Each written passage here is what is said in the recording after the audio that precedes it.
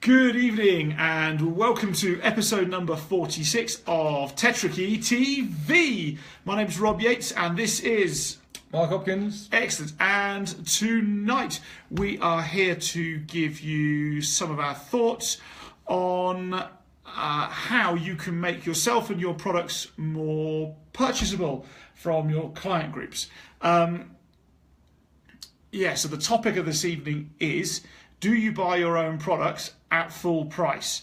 We're going to come back to that in a while, but it's very, very important if you want your business to succeed.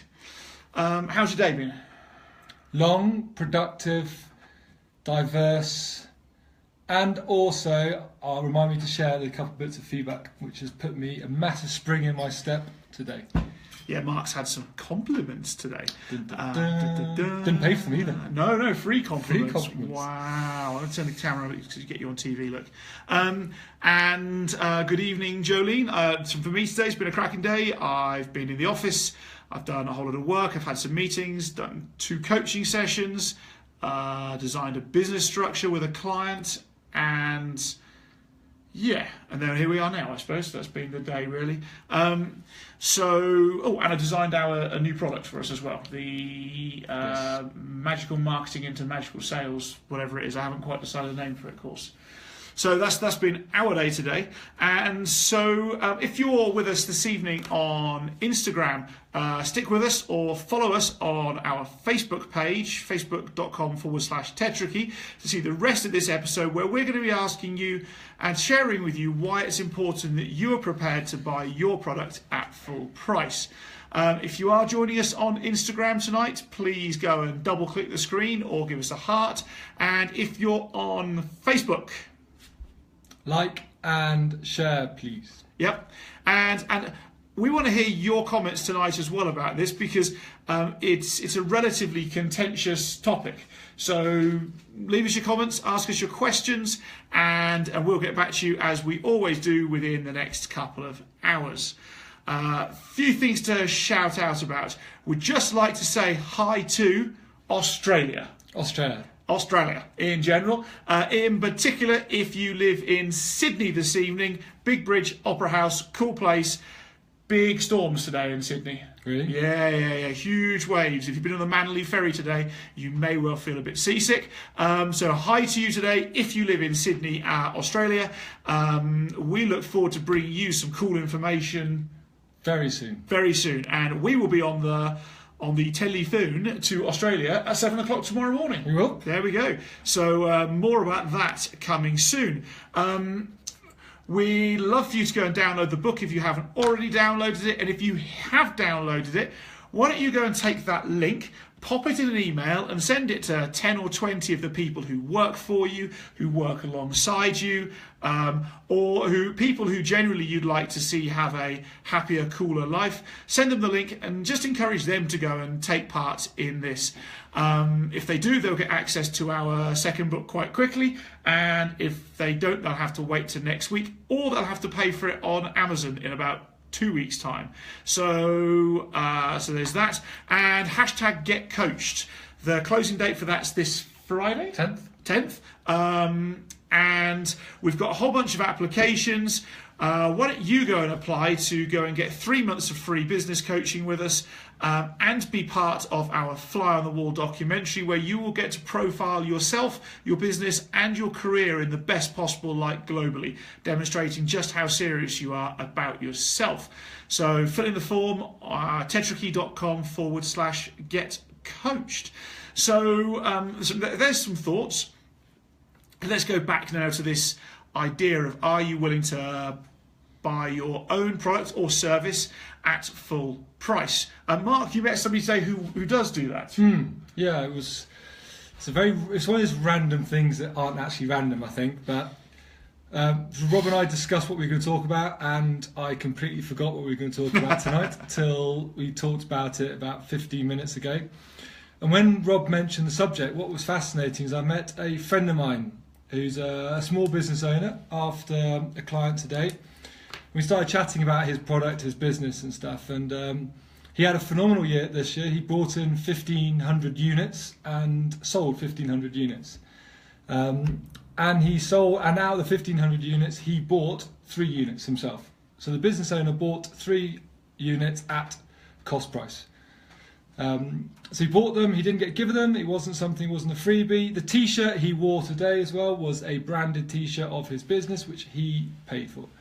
So it was just it's an interesting thing, and it sort of made me re-look at his brand, re-look at his business in terms of the quality that he perceives in it, and also what it portrayed about him as a business owner. Because again, if you're flashing things around that are free, or you're boasting about freebies, or you're boasting about the perks that your business gives to you, what message is that sending to current customers, to potential customers, to potential investors?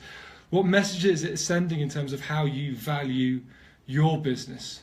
So it was just it was a really, really fascinating conversation. And he's looking this year, I think he's going to bring in and sell 3,500 units. And again, he's awesome. The great thing about it, he's talking about it so when he sells his product, he doesn't sell it as a business owner, he sells it as a customer. He's an advocate of his own product, not just an advocate and a believer in his business. And there's a fundamental difference between an advocate of your business and an advocate of your product. And we all often in business, we sell to people of a similar socio-economic demographic to ourselves.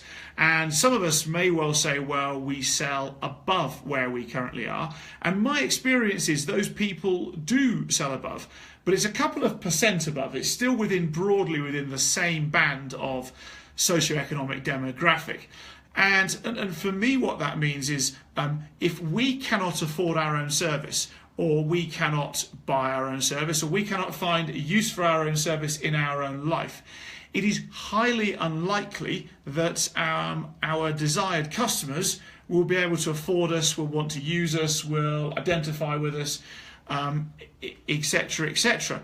So while you may not want to buy your own product at its full price, maybe you should ask yourself, can I afford to buy my product at full price? Because if you can't, the chances are that your clients can't. It's actually very, very unusual to find somebody who's serving a client group that's way up there and currently themselves with their own affluence sits down here. It doesn't seem to happen very often at all. Partly because people down here don't quite know how to relate to people up there.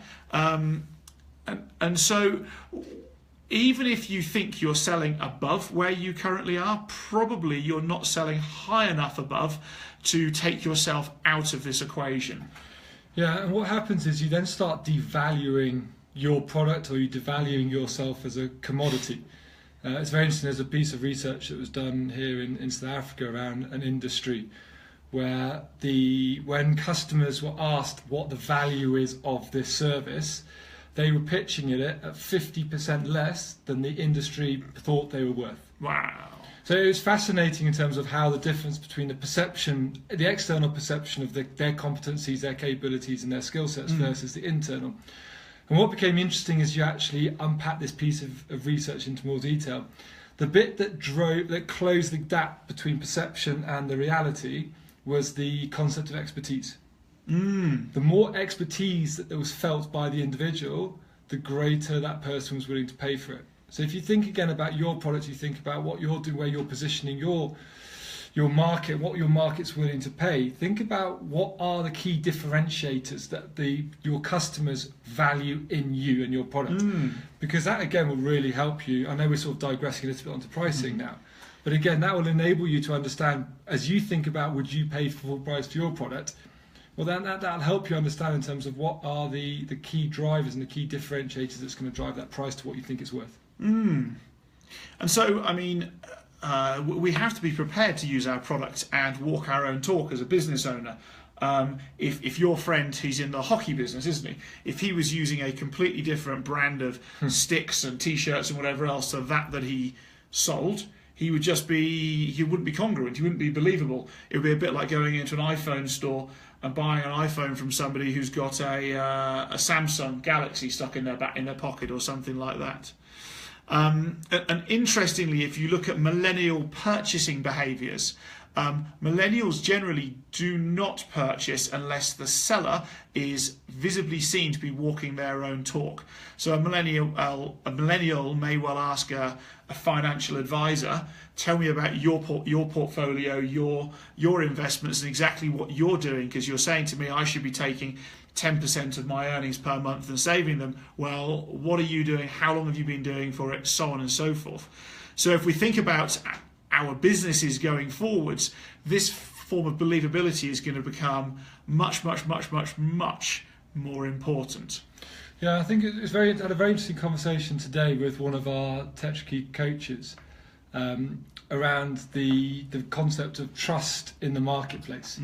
Whereas if you go back 10, 15 years ago, for example, you knew exactly who were the service providers. You knew them by name, they knew by them, and there was an inherent trust in it. Whereas today, we Google, we then find someone, we pick up the phone, we say, can you service it, can you look after it? And then there's always that element of doubt in our mind. So again, you've got to be thinking as a business owner, how do you remove doubt in a consumer's mind? What's in your control that's going to drive trust as quick as possible to ensure that A, they value the service that you're offering, they then pay for the service that they're offering, as then any good business owner wants to do, they then create advocates of their product to other people, because the best form of advertising is word of mouth. So again, sort of bringing that loop together, if you are demonstrating those values, and again, we can talk about product, we can talk about personal behaviours, but if you are demonstrating those values on a day-by-day basis, you build up that level of consistency. And it's not just that people going forwards are going to purchase less on brand and less on products, because you can get in most industries now, the product ranges from business to business across an industry are very, very similar in price, quality, quantity, bolt-ons, freebies, whatever else. Actually, what people are buying into is you. They're buying into you, how you are, how you walk your talk, how you evidence your use of that product. They're buying into the person. And so I had a conversation today where we're going forwards and going backwards at the same time. Like, technology is racing forward, fourth industrial revolution, but we're almost as humans going back to the sort of 1960s thing of going into a shop to get some clothing, to look for the guy who's wearing the really smart suit that's on for sale in the shop, and so on and so forth. So we're actually going backwards and forwards at the same time in terms of consumer behaviour. And so while they might Google you to find you, the first thing that they're going to want to know is, well, what do you do to use this? How do you engage with it? Why should I do it if you don't? So a few thoughts. If you're not prepared to buy your service at full price, chances are your clients won't do either. So if you're not, my challenge for you is, how else can you package your service at a different price point, or your marketing strategy in a different way, to change the price point to suit one that you would be willing to, or could afford to pay, maybe out of your post-tax earnings, whatever's left after all your bills and tax and everything else. Maybe you have to remodel your business to go for increased volume at lower margins, as opposed to higher margins and smaller volume, or the other way around. So that's the challenge for you, is if you're not prepared to pay for it at full price, find a way of modelling your business so it does become affordable to you, and you will have more people flocking into your business. Cool. That's it. Can I just before we go, I just want to say a big thank you to somebody today who put a smile on my face, who reminded me of certain things, and reminded me of why I do what I do on a daily basis. So I'd like to thank that person a lot for putting a spring back in my step, and also I think just to remind other people the value of just sometimes picking up that phone or sending a message to somebody, just giving them that reminder. I think it's something we take for granted, and I'd like that person to know that don't take for granted what they said today. So I'm very, very appreciative of what you did for me today. So thank you very much. Awesome. He is amazing. And that's it for us for episode 46 of Facebook Tetrakey TV. We're just about to go and record another episode because over the next few weeks we are both flying at this time of night on the same day in different aeroplanes going in different directions to different places. So we're going to go do another one now as a surprise bonus for later in the next fortnight. No idea. No idea. That's it. So have a great 24 hours further. Stay amazing. Be amazing. And I will see you tomorrow at 9 o'clock. This time tomorrow at 9 o'clock, you will be... It's a surprise. A surprise. Mark will be demonstrating a surprise. Cool. Have a great 24 hours. Bye.